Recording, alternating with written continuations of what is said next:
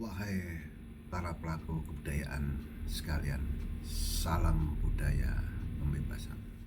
Ruang dan waktu akan selalu berkembang, dan untuk ke depan, peran kebudayaan adalah peran yang sangat krusial dalam membebaskan masyarakat dari ketertindasan.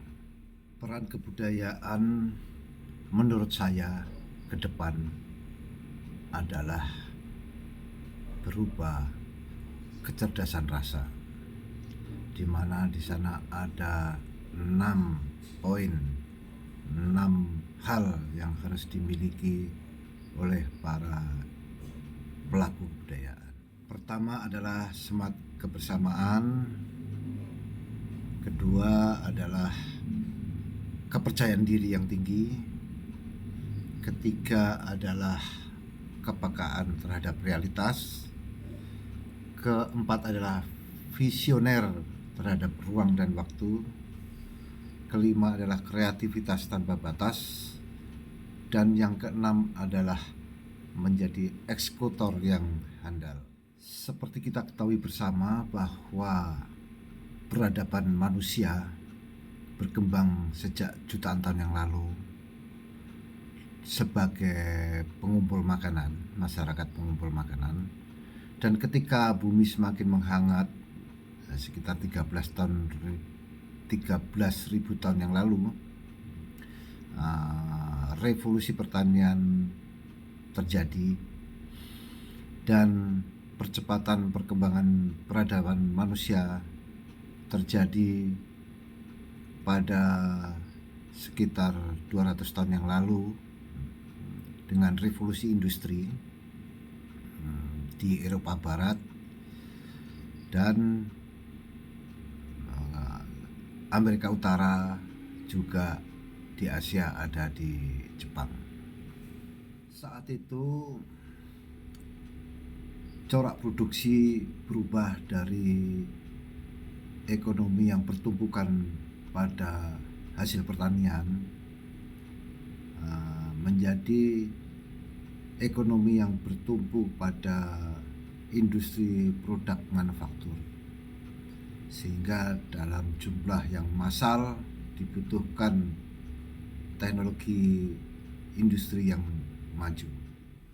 Dengan revolusi industri atau industrialisasi yang terjadi di Eropa Barat maupun di belahan dunia yang lain, dalam 200 tahun kesejahteraan warganya meningkat hingga lebih dari 6 kali lipat,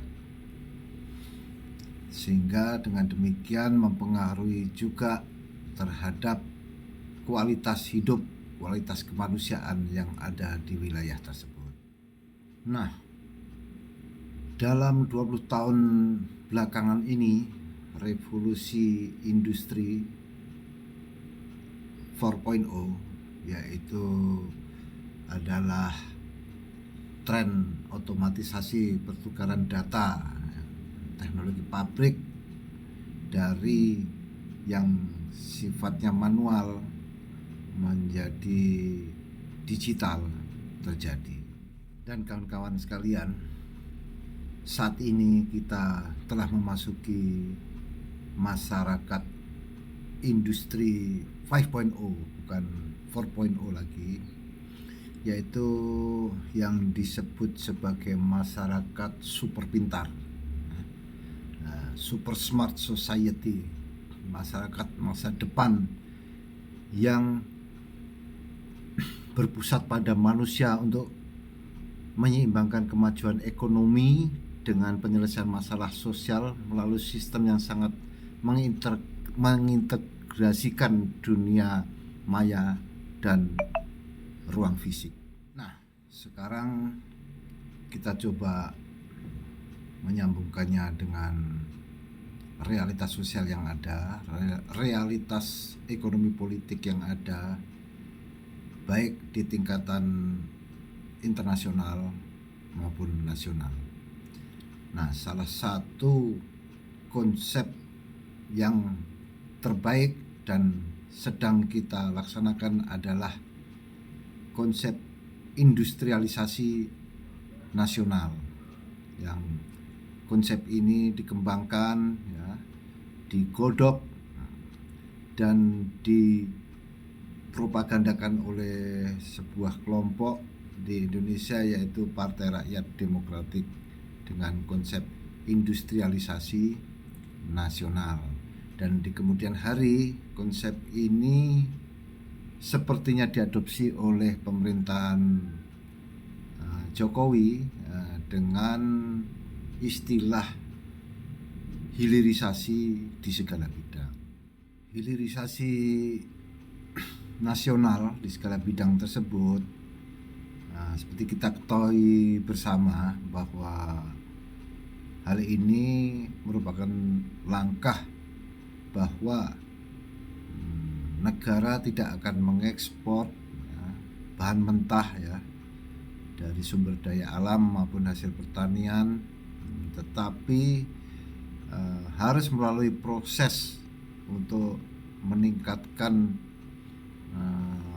harga jual dengan menjadi produk jadi, ya, produk manufaktur jadi. Hal ini juga dapat membuka peluang usaha, baik usaha besar dan terutama sekali adalah pada UMKM, usaha mikro, kecil dan menengah, bahwa mereka diberi kesempatan untuk memproses, ya, bahan baku menjadi bahan jadi dan kemudian akan diekspor. Nah, sekarang menjawab pertanyaan, apa peran kebudayaan di masa mendatang? Kebudayaan sangat krusial karena kebudayaan merupakan nyawa dari perjuangan pembebasan masyarakat dari kemiskinan dan kebodohan atau keterbelakangan. Dan di situ gerakan kebudayaan harus memiliki kecerdasan rasa, ya, yang saya usulkan ada 6 poin di situ. Dalam program hilirisasi nasional di segala bidang, kecerdasan rasa yang harus kita miliki adalah semangat kebersamaan, di mana kebersamaanlah yang menjadi gerak, ya, sehingga bukan individualisme tetapi kebersamaan, ya. Bagaimana memproduksi dari hulu hingga hilir, ya. Seperti yang tadi kita sampaikan bahwa kita tidak akan memproduksi, menjual bahan baku atau bahan mentah, akan tetapi menjadi barang jadi. Nah, disinilah ekonomi kerakyatan dapat hidup dan menjadi tulang punggung dari ekonomi nasional. Dan yang kedua, bahwa dalam hilirisasi di segala bidang, kita sebagai bangsa harus memiliki kepercayaan diri yang tinggi. Kepercayaan diri yang tinggi tersebut dapat terlahir apabila kita memiliki skill atau keahlian yang mumpuni. Untuk itu bahwa kualitas sumber daya manusia harus segera ditingkatkan, dan juga bahwa sertifikasi baik dari keahlian maupun produk harus bersama-sama dengan pemerintah kita lakukan bersama. Dan selanjutnya bahwa konsistensi di dalam memproduksi itu adalah sesuatu yang sangat penting juga, sehingga produk dengan kualitas yang sama dengan jumlah yang masif dapat diproduksi oleh kita. Kecerdasan rasa yang ketiga yaitu adalah kepekaan adaptif terhadap realitas yang ada.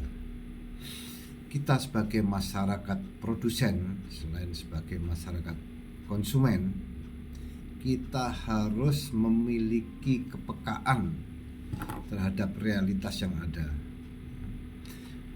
baik di mana potensi itu kita miliki, sumber daya alam, ya, sumber pertanian, ya, tenaga kerja yang berlimpah, dengan beberapa sektor kehidupan yang ada, baik sektor produksi pertanian, perkebunan, industri, teknologi, baik juga dengan jasa.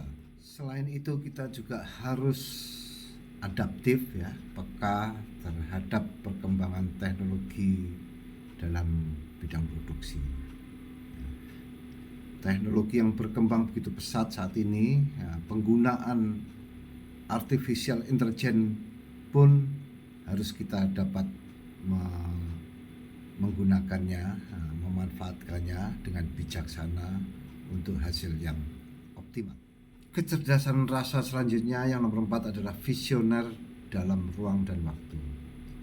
Di sini kita sebagai insan kebudayaan harus memiliki wawasan, ya, dan kemudian dapat menebak apa yang akan terjadi di kemudian hari, sehingga kita dapat mengambil keuntungan dan memenangkan pertempuran baik di tingkatan ekonomi internasional, regional, maupun geopolitik yang ada. Kecerdasan selanjutnya yang nomor 5 adalah kreativitas yang tak terbatas. Kita harus selalu kreatif, ya, dengan batas-batas yang kita anggap tidak ada selama kita dapat menciptakan kreasi-kreasi yang baru, baik di dalam memproduksi barang, ya, dan kemudian baik itu berupa kemasannya maupun justru di produk yang memang akan dibutuhkan oleh kebaikan kemanusiaan ke depan. Salah satu contohnya adalah bagaimana kita dapat mengembangkan jamu, ya, tradisi jamu yang asli Nusantara, asli Indonesia, dapat menjadi substitusi pengganti bagi produk-produk obat-obatan yang diproduksi oleh negara-negara maju, dan produk-produk herbal tersebut, ya, jamu tersebut dapat merubah kebiasaan masyarakat dunia dalam dunia kesehatan atau di dunia medis. Dan yang terakhir, kecerdasan rasa yang saya maksud adalah bagaimana kita memiliki kemampuan menjadi eksekutor yang handal. Semua sistem yang ada, semua semangat kebersamaan yang ada, semua kepercayaan diri yang ada, semua kepekaan yang ada, semua visi yang kita miliki, semua kreativitas yang kita kembangkan tidak akan berarti apa-apa apabila kita tidak dapat menjadi eksekutor yang handal. Ketika produksi berjalan dan kemudian kita harus menghadapi banyak permasalahan dalam produksi tidak akan berjalan dengan lancar, ya. Maka kemudian kita harus memiliki kemampuan untuk mengeksekusi produksi, ya, sehingga hilirisasi nasional dapat berjalan dengan lancar, sehingga produksi dari hulu hingga pasar di hilir dapat berjalan dengan lancar. Dengan demikian, maka kemudian walaupun teknologi pun akan mengalami kebuntuan pada satu titik, maka kecerdasan manusialah, kecerdasan si eksekutorlah yang akan menjadi penentu dari keberhasilannya. Dan dengan demikian kita harapkan dari 6 kecerdasan rasa yang kita miliki tersebut, kita dapat meraih tujuan visi dari mengapa kita bernegara, yaitu adalah menuju masyarakat yang sejahtera, maju, dan bermartabat, yang kemudian dalam bentuk yang sesungguhnya adalah tujuan menjadi Indonesia emas pada 100 tahun setelah proklamasi kemerdekaan, yaitu akan jatuh pada tahun 2045, di mana kita akan menjadi kekuatan ekonomi nomor 3 terbesar di dunia, dan kemudian menjadi masyarakat yang tersejahtera di dunia, dan kemudian tentunya menjadi masyarakat yang paling berbahagia di atas bumi yang satu ini.